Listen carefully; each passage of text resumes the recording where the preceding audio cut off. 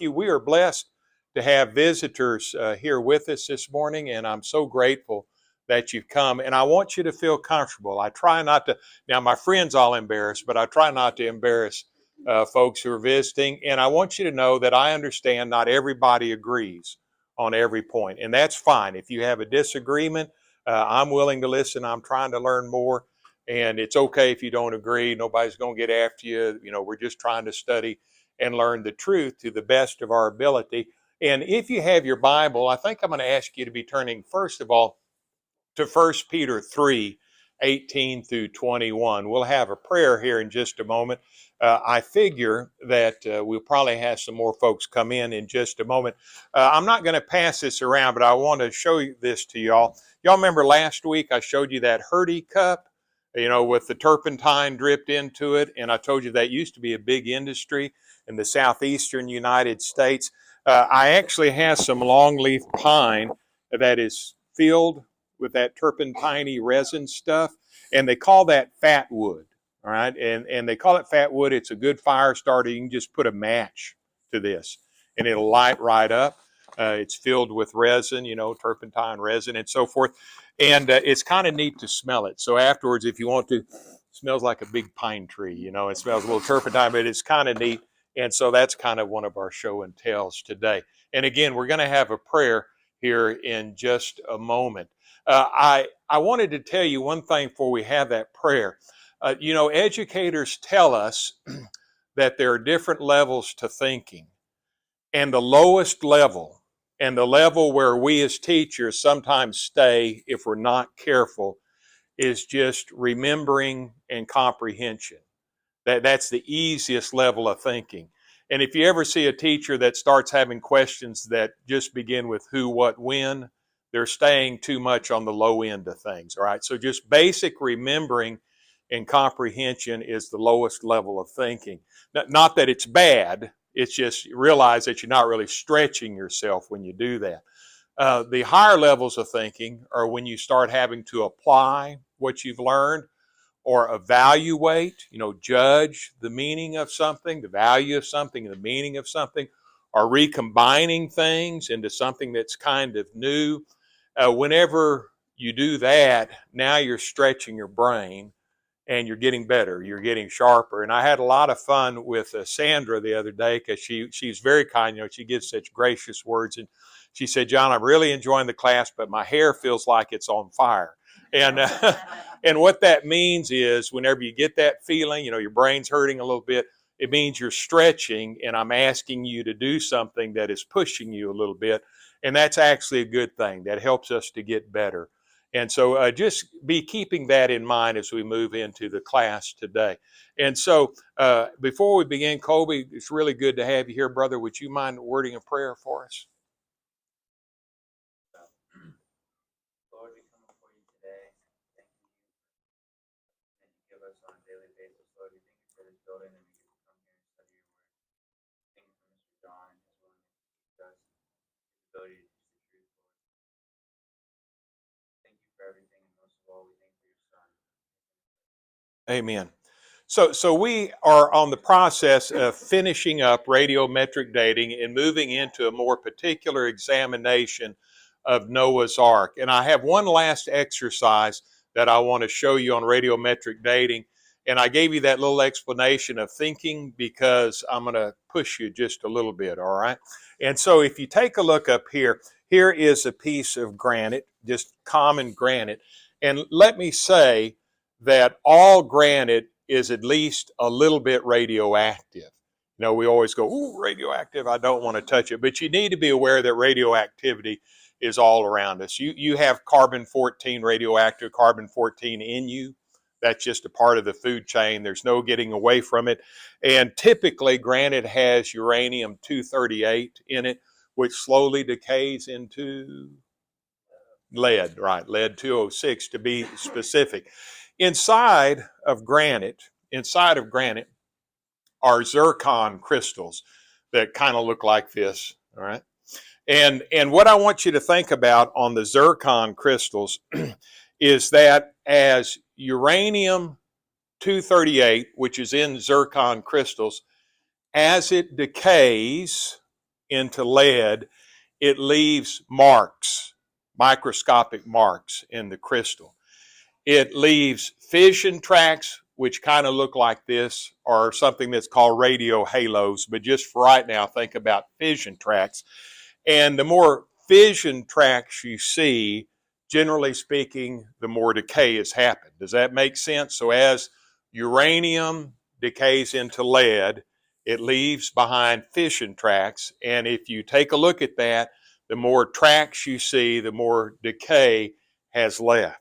It's taken place. Now, having said that, typically when scientists look at granite and zircon crystals, it has a bunch of fission tracks or halos in it.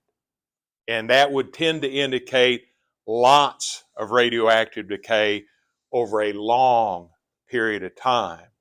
Now, here comes the challenging part for you. When they also look at zircon crystals, it has lots of helium in it. And helium is a noble gas. Does anybody remember from Chemistry 101 what a noble gas is? Boy, got it. Yes, that's exactly right. So noble gases don't combine, react with anything. They just kind of stay what they are. And that's like helium and krypton and xenon and argon. And so helium is a noble gas, and it typically leaks out, this would make sense, from a rock fairly quickly. A gas is going to escape from the rock fairly quickly, and typically within a few hundred years or a few thousand years at the very most. Now, here is the kicker. Here's the clincher. Here's what I want you to be thinking about this morning as we think about Bible dating. Right? Now, when they look at the zircon crystals, there usually is a lot of fission tracks, which would tend to make you think, what about the age of the granite? That it's very old. Lots of radioactive decay has taken place. And typically, people who look at those fission tracks would date this granite to about 1.5 billion years old. However, when you look at the fission or look at the zircon crystals, there also is lots of helium, which shouldn't be there after a few hundred years, or at most a few thousand years. So here's what I want you to be thinking about. How can both of those things be true? How can you have lots of radio halos or fission tracks, which would tend to indicate a very old rock, and also have lots of helium, which would indicate a new rock or a relatively young rock? And almost always, both of those things are true. Feel your brain working on that? Now I'm pushing. I'm not asking you just to remember something. I'm asking you to evaluate something. How can both of those things be true? Julie? A large piece of granite, let's say this is a large, Uh-huh. and you break it, is the interior now newly exposed and will start its own thing? Yes, but even in a large piece of granite, the helium should leak out within a relatively short period of time. Now obviously, the more you expose it, the quicker it would tend to leak out. But at the most, it should only be in there for a few thousand years. So if I told you that this granite, if you look at the fission tracks, is rated at 1.5 billion years, and if you look at the helium, it's rated at 6,000 years, how can both of those things be true? Christy? I would tend to lean toward the possibility that the science is wrong. Okay.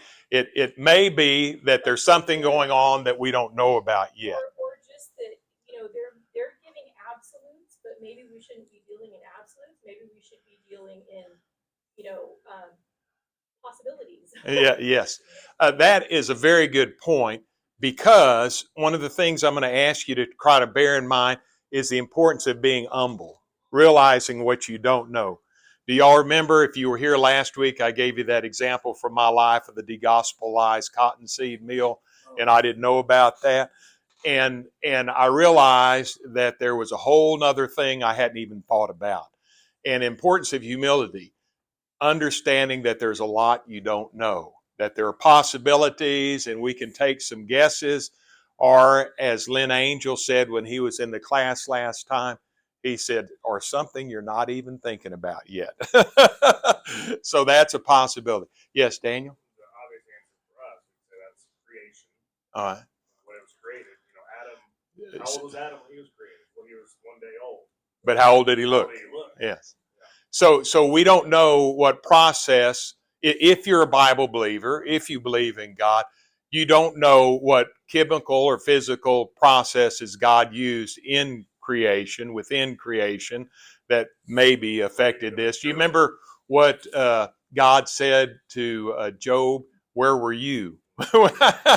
You weren't anywhere around when I did this. So that's a good point. That's a point. Anybody else have a thought or comment? Y'all still haven't hit on the explanation that the young earth creationists typically give on this. Anybody else have one?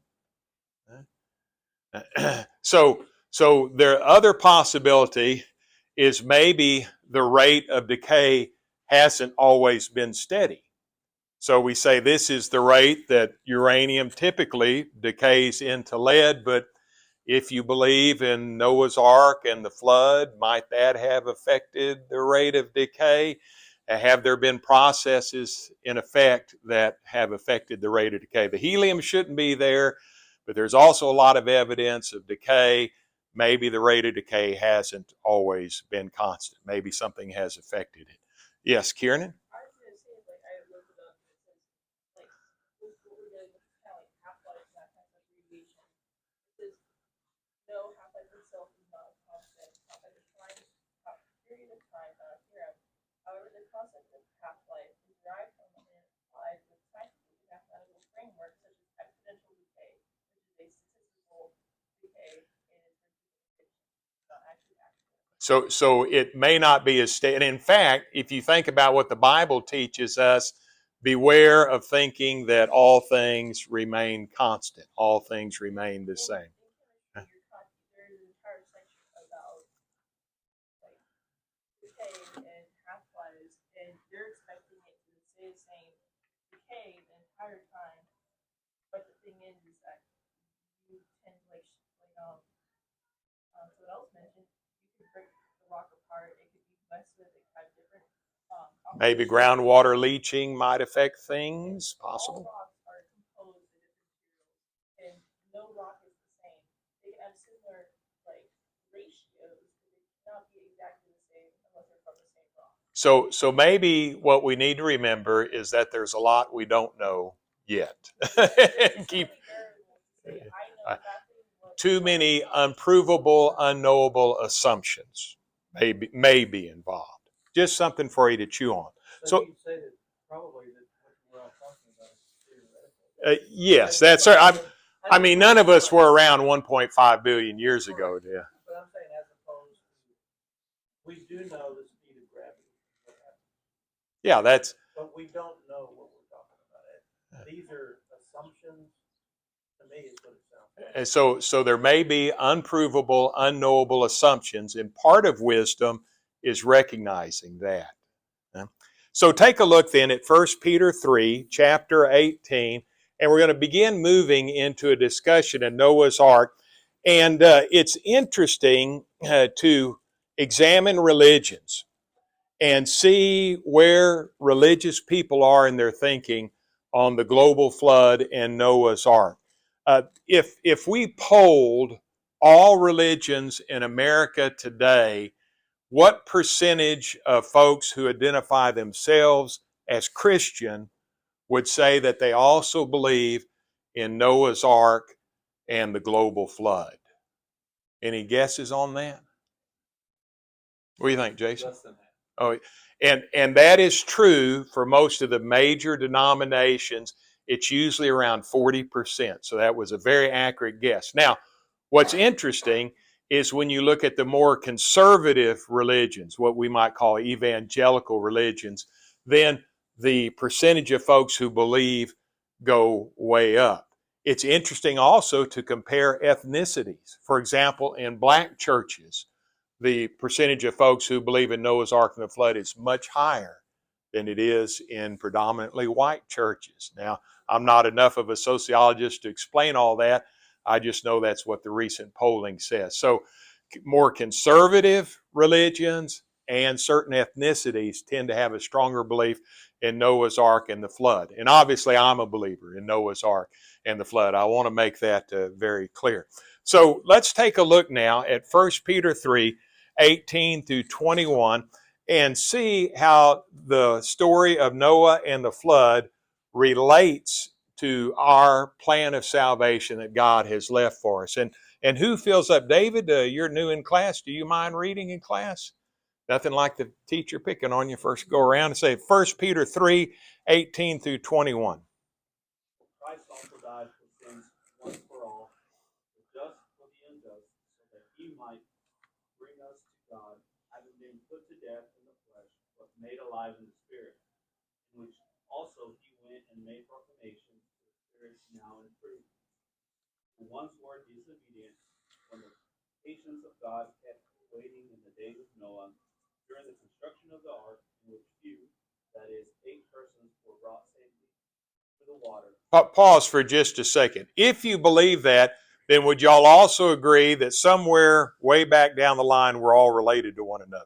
If eight folks survive the ark, then through the ark, then we're all related to one another back to those 8 folks. And it's interesting. People say, well, has there been enough time for 8 people to populate the earth like we see today? If John, if you believe the earth is thousands, not millions of years old, and if you think only 8 people survived, has there been enough time? And the answer is yes. That actually turns out not to be a problem at all. In fact, we would predict that the number of people on earth are in fact the right number, starting with 8 several thousand years ago. So, it's one of those exponential growth kind of things. Go ahead, David. Corresponding to that, baptism now saves you, not the removal of dirt from the flesh, but an appeal to God for a good conscience through the resurrection.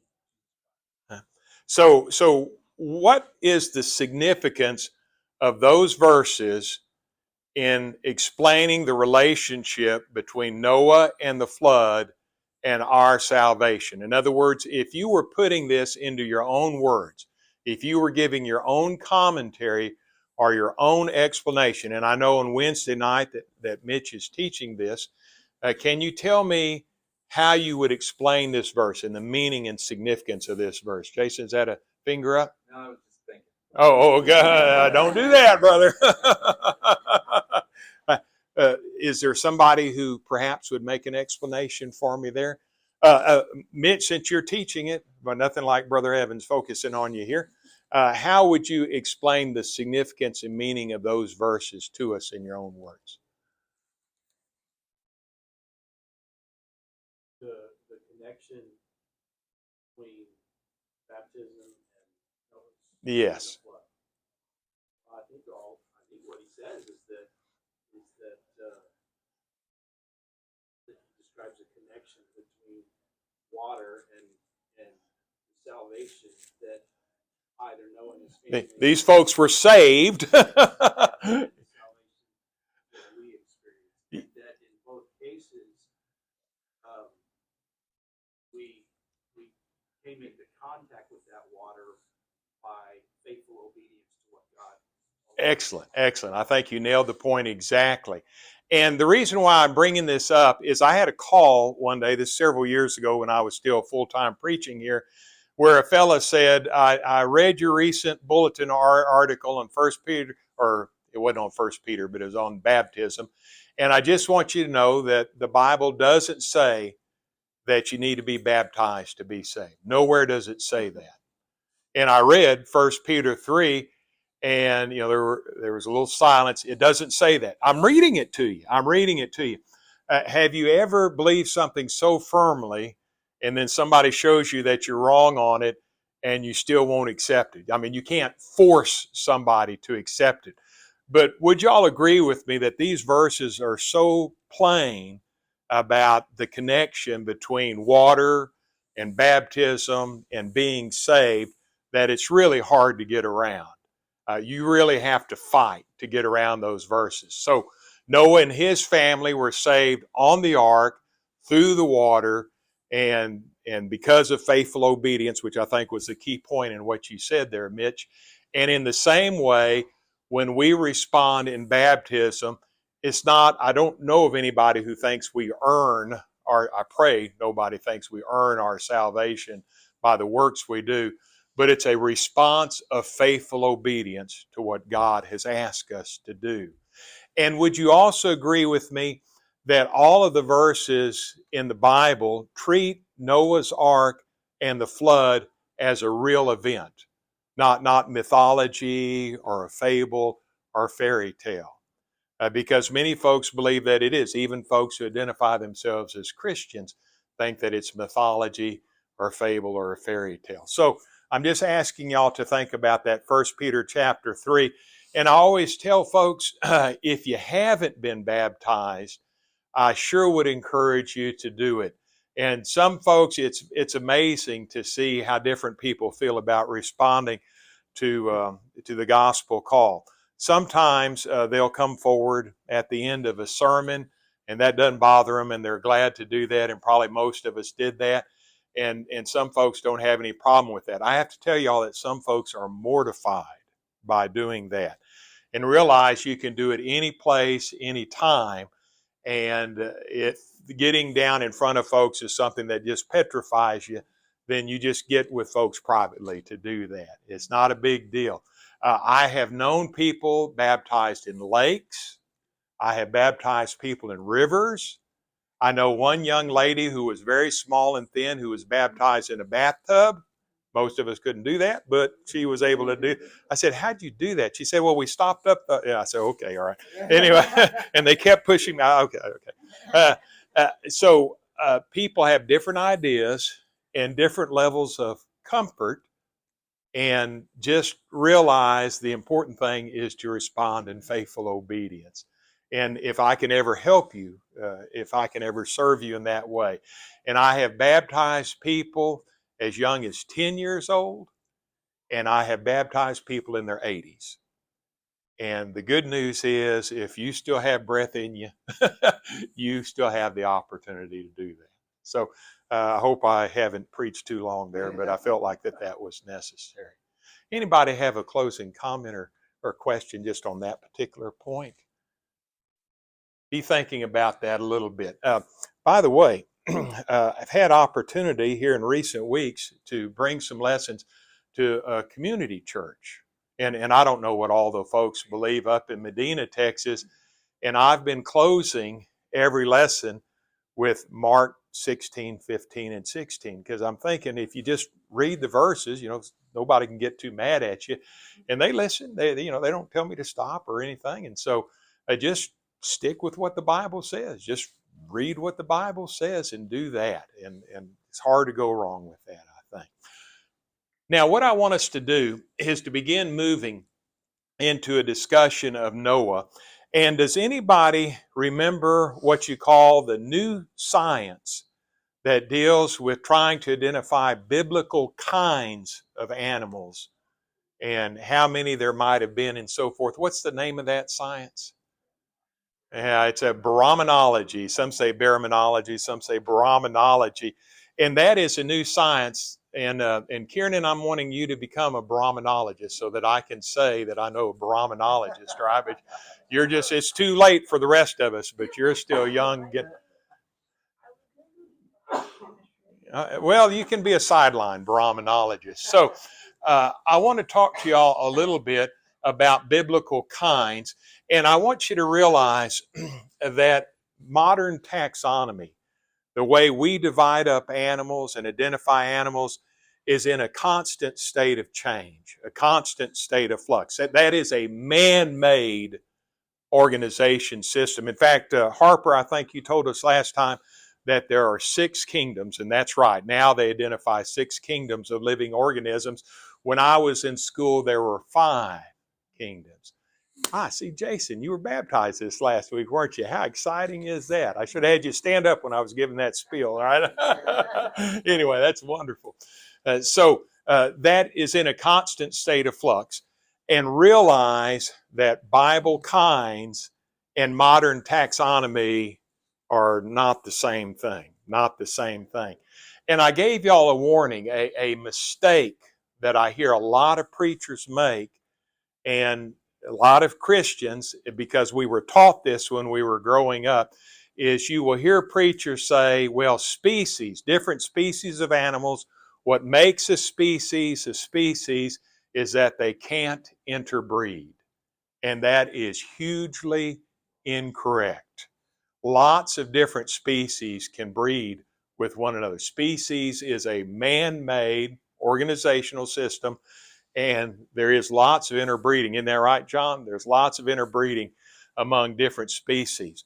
And we're going to do a little bit of reading. If y'all would please take a look, first of all, at, I tell you what, let's make it Genesis 1 and look at these Bible kinds. So back up to Genesis 1. And Mike Teague, do you feel up to doing a little bit of reading for me this morning? Yeah, why don't you do verse 11? And I just want you to see the use of the word kind here. Then God said, let the earth sprout vegetation, plants yielding seed, and fruit trees on the earth bearing fruit after their kind, with seed in them. And it was so. In verse 12 too. The earth brought forth vegetation, plants yielding seed after their kind, and trees bearing fruit with seed in them after their kind. And God saw that it was good. So evolution, macroevolution, Darwinian evolution, would teach us that we had a common ancestor, some primitive life that slowly evolved over time into the different kinds, different diverse animals and plants and so forth. But according to Scripture, they were formed as different kinds from the very beginning. So be thinking about that. Drop down, if you would please, to verse 21, Mike. God created the great sea monsters and every living creature that moves, with which the waters swarmed after their kind, and every winged bird after its kind. And God saw that it was good. In verse 24. God blessed them, saying, be fruitful and multiply, and fill the waters and the seas, and let birds multiply on the earth. There was evening and there was morning the fifth day. So we have this phrase, kind, repeated several times in Genesis chapter 1. And we said Brahmanology is the new science of trying to figure out all those different kinds. And so Bible kinds now in Brahmanology are called Baramans.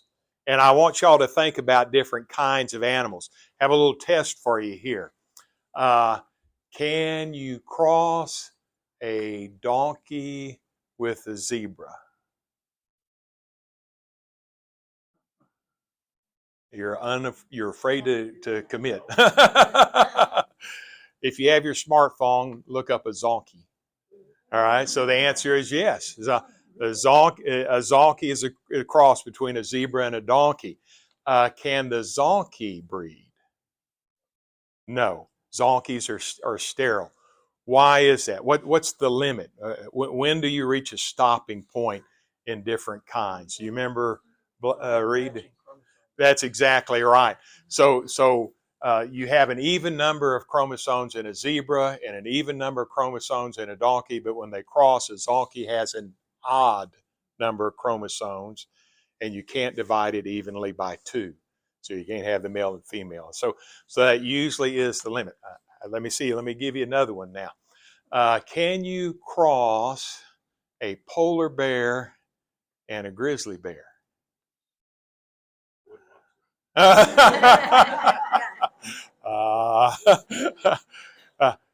Yes. If you have your smartphone, you can look up a growler bear. Can you cross a brown bear and a grizzly bear? Yes. Because a grizzly bear is just a subspecies of brown bear. So they're actually very closely related to one another. Can you cross a grizzly bear and a black bear? See, I've got you going now. No, they're too far apart. So it's interesting. Let me tell you right now, that the study of kinds of animals is a very, very interesting topic. Does anybody remember when we talked about mules last time? What do you cross to get a mule? Oh yeah, yeah, horse and a donkey, but which one? Male, which one's female? That's exactly right, Carter. So the male has to be the donkey, and the female is the horse, and you get a mule.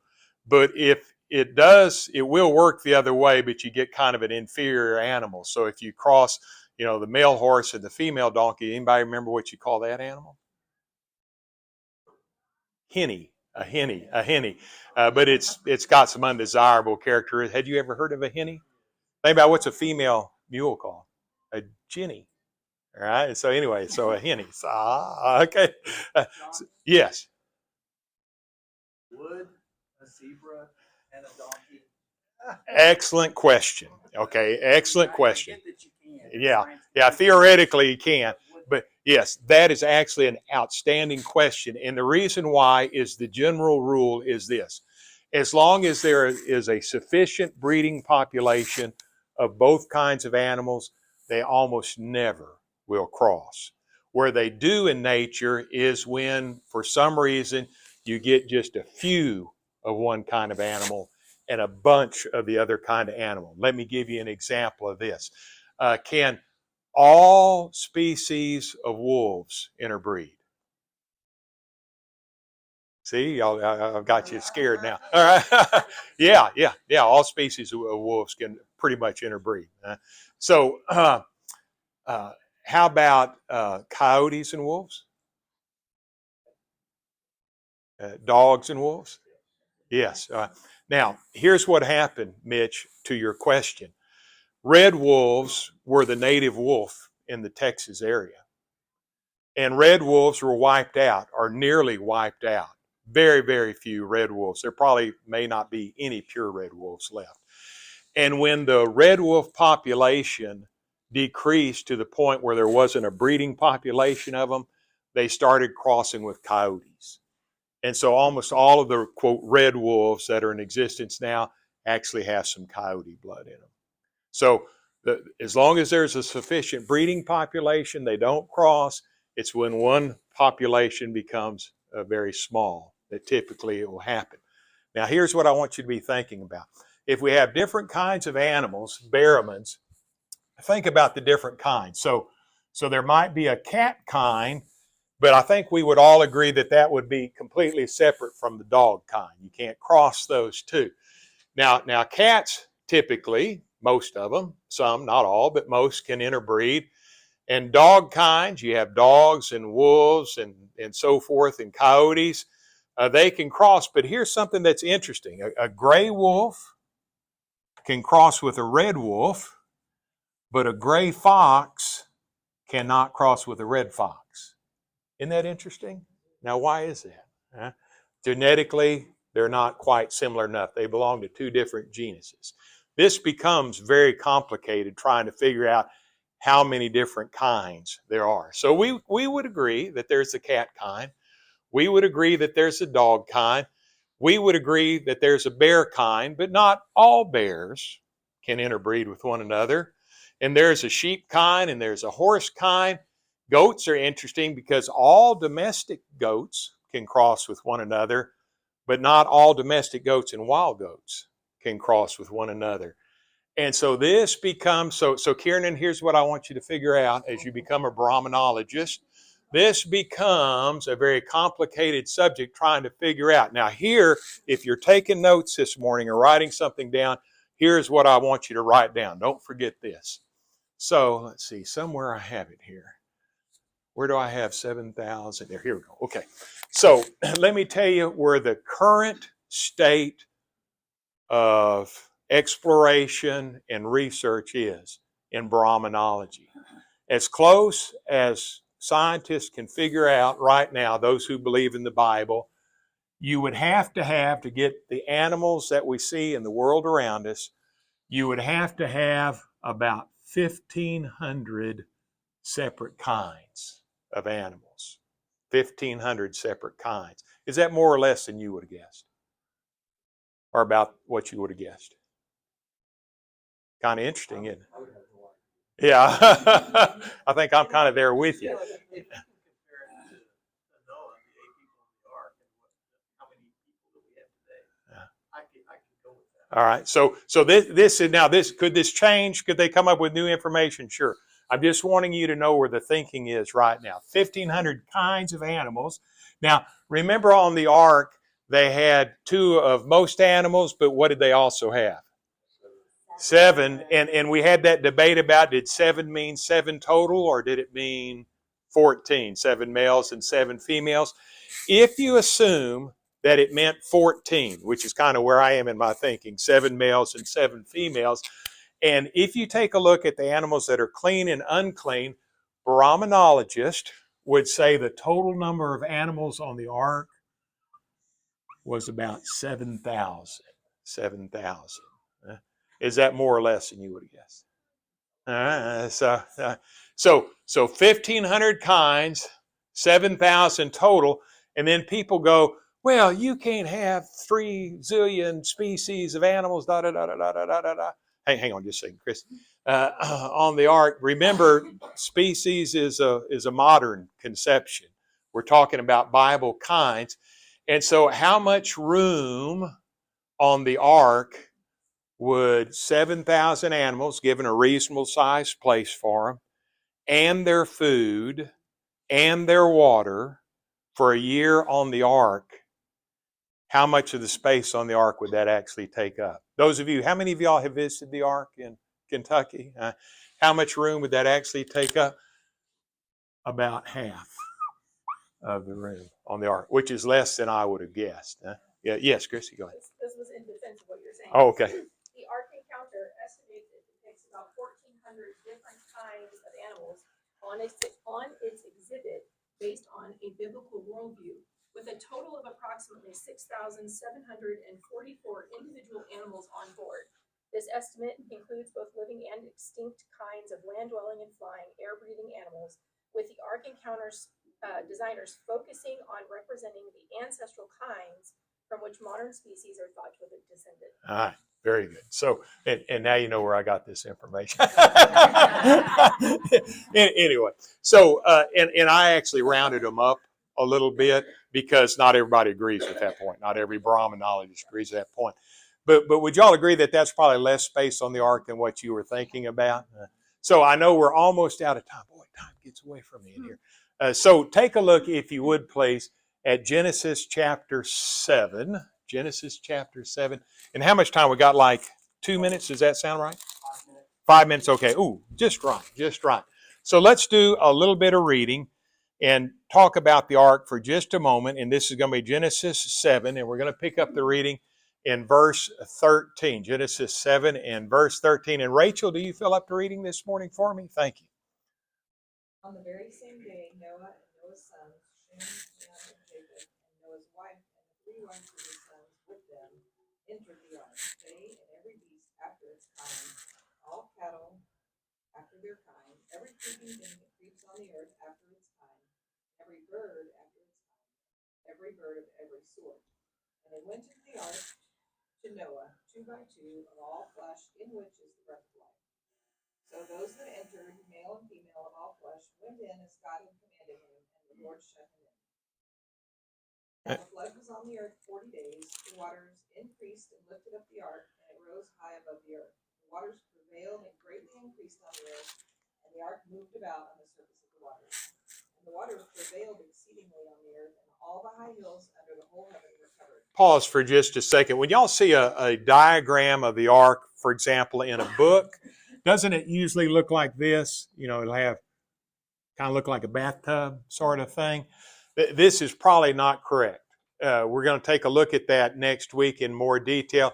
But I'll just tell you, a ship like this doesn't work. That doesn't work. Now, I think they show this as a diagram just to kind of show you storage space and things like that. But I'll have a little demonstration for you next week. Robin, does this kind of boat work? You watch me in my boat that's flat like that. It doesn't work. Okay, it does not work. So we'll talk about that in more detail. Now, again, I want to emphasize, I don't know everybody's background here this morning.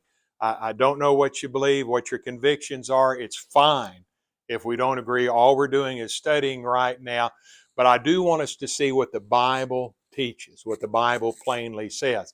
And notice that these words that Rachel's reading for us are just written as description, aren't they? They're written as matter of fact. This actually happened. This is what took place. There's no indication that this is supposed to be a myth, fable, fairy tale, or anything like that. Go ahead, Rachel. The waters prevailed 15 cubits upward, and the mountains were covered. And all flesh died that moved on the earth, birds and cattle and beasts, and every creeping thing that creeps on the earth, and every man. And so a lot of folks say that Noah's flood was a local flood. Does that sound like a local flood to y'all?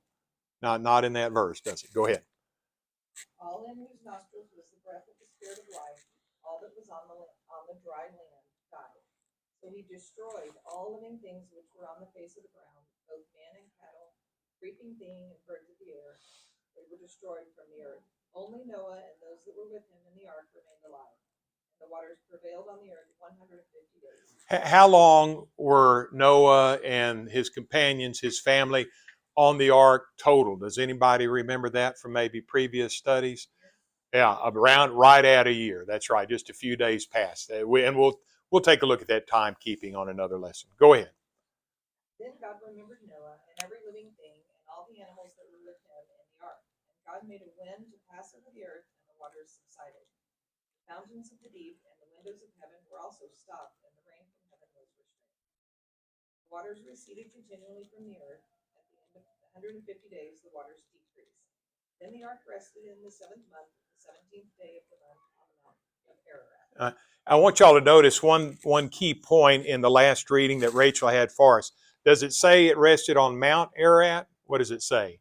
No. Mountains of Ararat, which is not quite as specific, is it? So here's the key point. Here's what I want y'all to be thinking about as we close class this morning. If you believe in what Scripture says, and where is the current study, current research, we're thinking about 1,500 different kinds, about 7,000 total animals, and there is plenty of room on the ark as described in the Bible for that. Usually folks think that's the big problem with the ark. That size is not the problem. Space is not the problem. There are other problems that we're going to talk about, but I just want you to be thinking about that. So would there be enough room on the ark for all the kinds of animals necessary to repopulate the earth, plus food and water? And the answer to that is yes. Y'all have been so good this morning. May I ask if anybody has questions for us? Yes, Mitch? So you mentioned the taxonomy is a modern. Yes. Modern construct. Yes. Are the kinds of taxonomy equivalent to the kinds that's described in No. So you're asking when you think about kingdom, phylum, class, order, is that what, or maybe I'm misunderstanding your question. kind of there, and I don't know anything about taxonomy. So Oh, okay. Yes. The answer to that is a brief no. The answer to that is the Bible kinds would not relate specifically to any particular classification in modern taxonomy. The closest would be family. So if you think about modern taxonomy, kinds would be closest to family. If you have more of an interest in this subject, the best book I know on it is right here because it's the most understandable book. I read a couple of them and it was like, nobody's going to read that. So this is the best one. You may want to take a snapshot of this book, especially if you're teaching younger kids. Thank y'all so much.